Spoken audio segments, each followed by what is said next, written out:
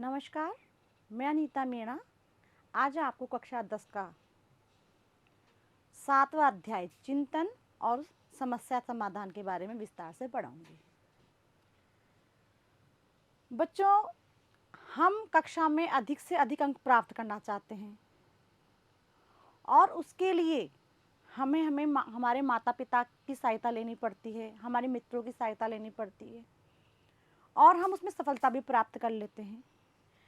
लेकिन परीक्षा देने से सफलता प्राप्त करने का बीच का जो क्रम है उसमें कई चिंतन आए, कई अवसाद आए और उनका हमने आराम से समस्या का समाधान भी किया। हमने सोचा हम कक्षा में कैसे फर्स्ट आएंगे और दिन रात उसके बारे में हमने सोचा, ये चिंतन है और उसका सफलतापूर्वक हमारे द्वारा समाधान कर लिया गया। समस्या समाधान है। बच्चों, प्रत्येक व्यक्ति के जीवन में समस्याएं आती जाती रहती हैं और इन समस्याओं का समाधान करना एक मुख्य सृजनात्मक विकास का एक तरीका है। जानने की प्रक्रिया या ज्ञान अर्जित करने को संज्ञान कहते हैं। किसी वस्तु को जानना और उसके माध्यम से ज्ञान अर्जित करना संज्ञान कहलाता है। ज्ञान अर्जित करने की प्रक्रिया को संज्ञानात्मक प्रक्रियाएं कहते हैं। ज्ञान अर्जित करने की क्रियाओं को संज्ञानात्मक प्रक्रियाएं कहते हैं, जैसे अवधान, चिंतन, स्मरण एवं तर्क सुगम बनाती है। इन संज्ञानात्मक प्रक्रियाओं को मस्तिष्क का उच्च केंद्र प्रमस्तिष्क वलकुट सेरिब्रल कॉर्टेक्स नियमित एवं नियंत्रित करता है।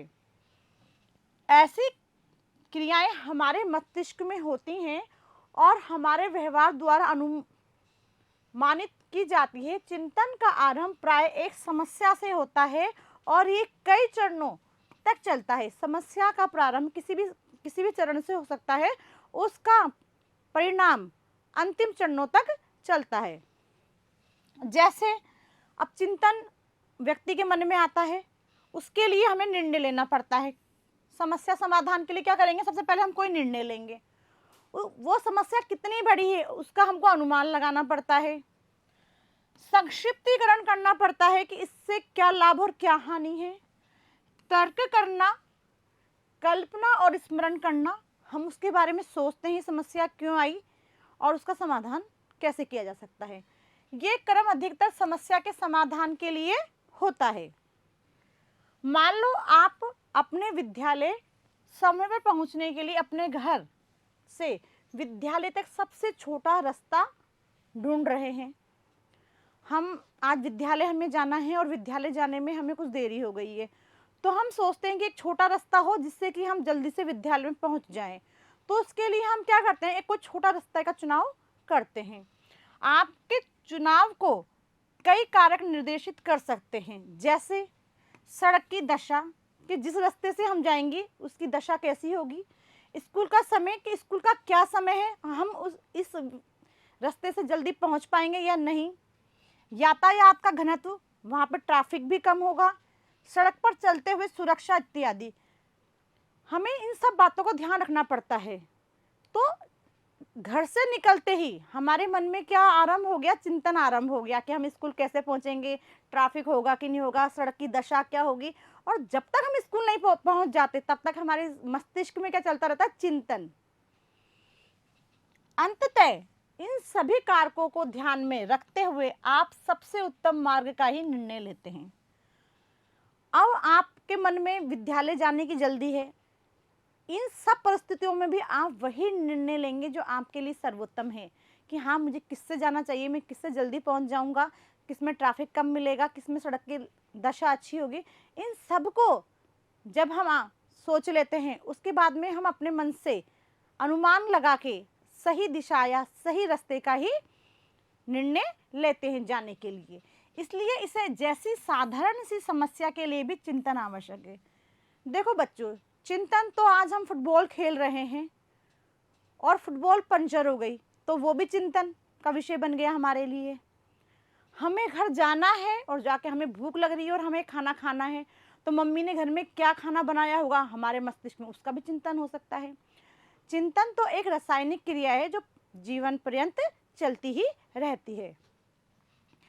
चिंतन कई प्रकार की मानसिक संरचनाओं पर निर्भर करता है, जैसे संकल्पना एवं तर्क। संकल्पना संकल्पना चिंतन की एक मुख्य इकाई या मुख्य तत्व है। संकल्पनाएं वस्तुओं, क्रियाओं, विचारों व जीवित प्राणियों को प्रतिनिधित्व करती है। इनके लक्षण होते हैं जैसे खट्टा, वीर, क्रोध आना, भय आना, ये सब किसके हैं? संकल्पना के लक्षण हैं। तर्क तर्क भी चिंतन का एक मुख्य पक्ष है। जैसे संकल्पना मुख्य पक्ष है, उसी प्रकार तर्क भी चिंतन का मुख्य पक्ष है। इस प्रक्रिया में अनुमान संलग्न है। तर्क तर्कपूर्ण विचार व समस्या के समाधान में उपयोग होता है। यह उद्देश्यपूर्ण होता है और तथ्यों पर निष्कर्ष निकाले जाते हैं, वे निर्णय लिए जाते हैं। तर्क में क्या किए जाते हैं? किसी समस्या के समाधान के लिए, समस्या समाधान के लिए निर्णय निकाले जाते हैं, उसके निष्कर्ष निकल जाते हैं और उसके बाद में समस्या समाधान का आसान या सरल तरीका खोजा जाता है। तर्क दो प्रकार का होता है। तर्क कितने प्रकार का होता है बच्चों? दो प्रकार का होता है। पहला है निगमन, दूसरा है आगमन। निगमन तर्क में हम पहले दिए गए कथन के आधार पर निष्कर्ष निकालने का प्रयास करते हैं, जबकि आगमन तर्क में हम उपलब्ध प्रमाण के आधार पर निष्कर्ष निकालने का आरंभ करते हैं। समस्या समाधान, किसी भी प्रकार की समस्या का समाधान निकालने में हमारा चिंतन निर्देशित और केंद्रित हो जाता है और सही और उपयुक्त निर्णय पर पहुंचने के लिए हमें सभी संसाधनों, आंतरिक मन और बाह्य दूसरों पर समर्थन और सहायता दोनों का उपयोग करने का प्रयास करते हैं। जैसे हमें किसी विषय का चुनाव करना है, हम कक्षा 11 में गए, हमें कक्षा 11 के लिए किसी विषय का चुनाव करना है अगली कक्षा में जाने के लिए, 11वीं कक्षा में पढ़ने के लिए, तो हम हमारे माता पिता से उसके बारे में डिस्कस करेंगे, हमारे मित्रों से डिस्कस करेंगे और डिस्कस करने के बाद हम उस समस्या का समाधान निकाल लेंगे कि हमें कौन सा विषय चुनना चाहिए हमारी आगामी पढ़ाई के लिए। ऐसी दो विधियां हैं जिनका प्रमुख रूप से समस्या समाधान में उपयोग किया जाता है। समस्या समाधान के लिए मुख्य दो विधियां हैं जिससे आसानी से समस्या का समाधान किया जाता है। पहली विधि है मध्यमान अंतर विश्लेषण और दूसरी है एल्गोरिदम या कलन विधि। मध्यमान अंतर विश्लेषण में विशेष प्रकार की समस्याओं का समाधान करने में एक विशिष्ट प्रकार की प्रक्रिया का चरणबद्ध प्रयोग किया जाता है, जबकि समस्या को हल करना और मन कभी कभी हम एक समस्या का समाधान करने के लिए एक विशेष रणनीतिक तकनीक का उपयोग करते हैं, परंतु हम अपने प्रयासों में सफल या असफल हो सकते हैं। समस्या भिन्न प्रकार के होने पर यह भी विन्यास चलता रहता है, क्योंकि समस्याओं के प्रकार अलग अलग होते हैं, तो समस्याओं के समाधान के प्रकार अलग होते हैं, उनका विन्यास भी अलग अलग प्रकार से चलता रहता है। मन स्थिति यानी मन की स्थिति व्यक्ति की एक प्रवृत्ति है। व्यक्ति के मन में उथल पुथल चलती रहती है और ये क्या है? एक मनुष्य की प्रवृत्ति है, जिससे वह नई समस्या का समाधान करने के लिए उसी तरीके का हल करना चाहता है जिससे उसने पहली समस्या का समाधान करने में प्रयोग किया था। किसी व्यक्ति के सामने कोई समस्या आई और व्यक्ति ने किसी अच्छी समस्या समाधान विधि से उस समस्या का समाधान कर लिया। जब व्यक्ति के सामने दूसरी समस्या आएगी तो व्यक्ति उसी समस्या समाधान नीति को अपना के दूसरी समस्या का समाधान करने की भी कोशिश करेगा। एक विशेष नियम के तहत पिछले प्रयासों में प्राप्त सफलता एक तरह की मानसिक कठोरता उत्पन्न करती है, जो नई समस्या के समाधान करने में, नए विचारों को उत्पन्न करने में रुकावट उत्पन्न करती है। सृजनात्मक और उन जीवन में इसकी भूमिका। समस्या समाधान की सबसे महत्वपूर्ण कड़ी है सृजनात्मकता। ये एक नई प्रवृत्ति है जिसको वैज्ञानिकों के द्वारा वर्तमान में अपनाया गया है। सृजनात्मक चिंतन का एक विशेष प्रकार है जो एक अद्वितीय और नया तरीका है। सृजनात्मक चिंतन का कैसा तरीका है? अद्वितीय और नया तरीका है, जो कि वैज्ञानिकों के द्वारा अब अपनाया गया है। जो पहले अनुपस्थित था, सृजनात्मकता चिंतन का पहले, सृजनात्मक चिंतन में सृजनात्मकता पहले नहीं थी, अब ये आ गई है। ये नया तरीका है। सृजनात्मकता का परिणाम दुनिया के सभी आविष्कार और खोज है।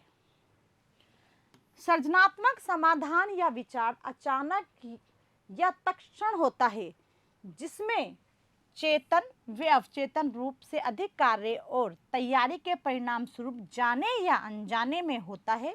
नए विचारों की अचानक उपस्थिति को अंतर्दृष्टि कहा जाता है। सृजनात्मक विकास कोई भी हो सकता है, जैसे कलाकार, संगीतकार, लेखक, वैज्ञानिक या खिलाड़ी। सृजनात्मक विचारक कोई भी हो सकता है, कोई कलाकार हो सकता है, कोई अध्यापक हो सकता है, कोई खिलाड़ी हो सकता है, कोई वैज्ञानिक हो सकता है, कोई भी हो सकता है। सृजनात्मक चिंतन के चरण। 20वीं सदी के अग्रणी मनोवैज्ञानिक में से एक ग्राहम वाल्स ने कहा कि सृजनात्मक चिंतन के 5 चरण होते हैं। कितने चरण होते हैं? 5 चरण होते हैं। ये है तैयारी। पहला है तैयारी करो, कोई समस्या आ जाए तो। फिर उद्भव, प्रदीप्त, चौथा मूल्यांकन और 5वां है पुनरीक्षण। ये क्या है? पांचों चिंतन के 5 चरण, सृजनात्मक चिंतन के 5 चरण। पहला है तैयारी। पहले चरण में विचारक समस्या को निरूपित करता है कि किस प्रकार की समस्या है, उसको देखता है और इसका समाधान महीने में, 2 महीने में, साल में, महीने में, कितने दिनों में होगा, इसकी तैयारी कर लेता है और समाधान के लिए आवश्यक तथ्यों और सामग्रियों को एकत्रित करता है कि ये समस्या आ गई है, इसका समाधान हम किस प्रकार कर सकते हैं, उसकी पूर्व तैयारी कर लेता है। उद्भव, यह समाधान रहित चरण है और इसमें अनेकों भावात्मक एवं संज्ञानात्मक जटिलताएं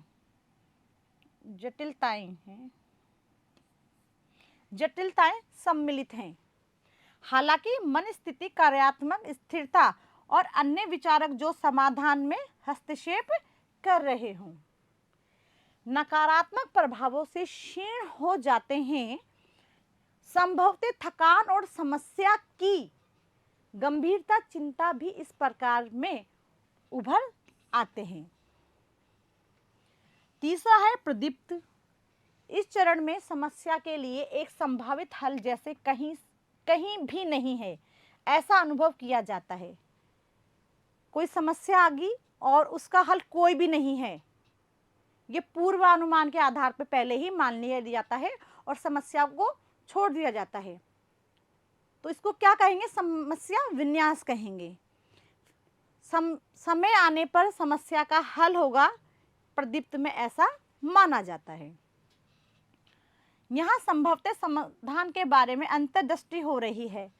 प्रदीप्त अपने आहा अनुभव द्वारा होता है, जब अचानक एक विचार या समाधान चेतना में प्रकट होता है। हमारे को पूर्व अनुभव के आधार पर हम इसमें समस्या का समाधान कर लेते हैं।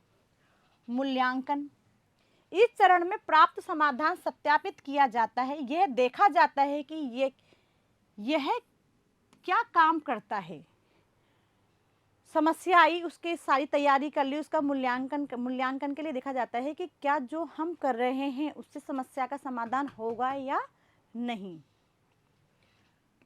पुनरीक्षण, यदि समाधान संतोषजनक नहीं है तो उसे पुनरीक्षण की आवश्यकता होती है।